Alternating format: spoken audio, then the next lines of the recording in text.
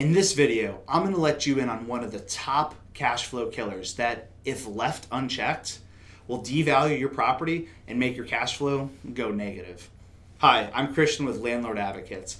We're all about providing you with the tools and resources to make sure that you make more money and you get to keep some more in your pocket. This video is a part of the full 27-point cash flow killer masterclass, and you can download it for free right now if you click the link here or here. With that, let's get started and dive right in. Let's pick cash flow killer number 20. Clown car rentals. What in the world do I mean by a clown car rental? Okay, well, I just want to talk about something else for a second here. Okay, let's think about some of these situations that can arise in just general property management. So this actually happens, and not a lot of people know or know how to prevent it. Someone will rent out their property to whoever, a family, a single person, whoever it may be. Suddenly, 3 or 4 months later, there's 2 families in there, there's 3 families in there.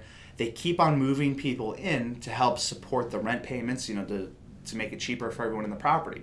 But what's the problem with that? Okay, first you have all the liability issues, okay? The lease agreement, the binding contract between landlord and tenant for everybody 18 and older in the property, okay, anybody else that's in the property is not technically on the contract. So if they break any terms that are within that lease contract, they're not liable, they're just considered a guest in the house.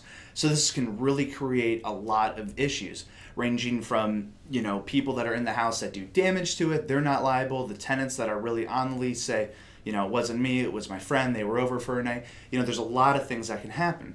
So it's the clown car situation, right? Because you go to the circus and you see the little clown car and a bunch of them come out and they just keep going and going. You don't know how they fit in there. Okay, this is what some rental properties can turn into.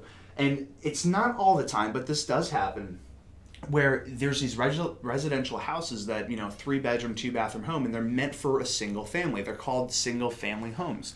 So you think about a house that is built specifically for 3, 4, maybe 5 people, and suddenly you have 10 people in the house. It simply can't take the wear and tear. I'm talking about things like well and septic houses, if you're not on city water.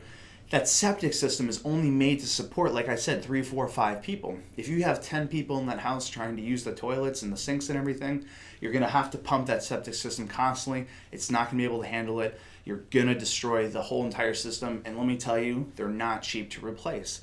Now, this doesn't even have to go for septic. I'm talking things like paint, carpet. The carpet's only made for a certain amount of people to be walked on. It's going to wear and tear real fast. The bottom line is it's a single family residential home, and people and tenants take advantage of landlords that are, either self-managing or with a really bad property management company that won't check up on the house.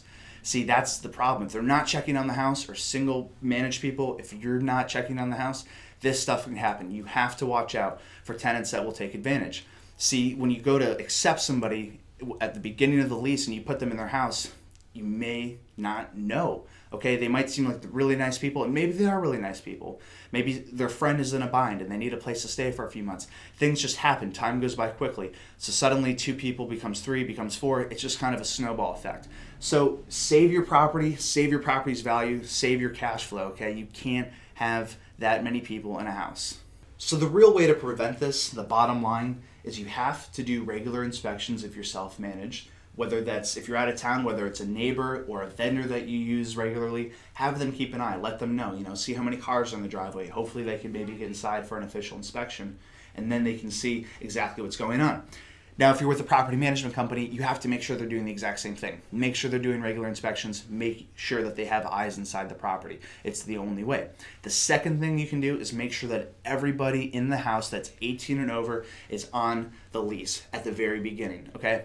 We're not talking just have the mom on the lease, not just the dad on the lease, or one adult. You have to make sure that everyone in the house 18 and over is on the lease. That way you're preventing anything like I talked about before. If somebody damages the house that technically is on the lease and then suddenly the tenant technically isn't liable. There's just a lot of things that you can prevent by making sure everybody 18 and over is on the lease and that you're doing regular inspections. That was just one of the 27 cash flow killers that's waiting for you inside the full masterclass, which you can download for free by clicking the link here or there. All you have to do is simply enter your details and you'll get instant access to the complete masterclass training for free.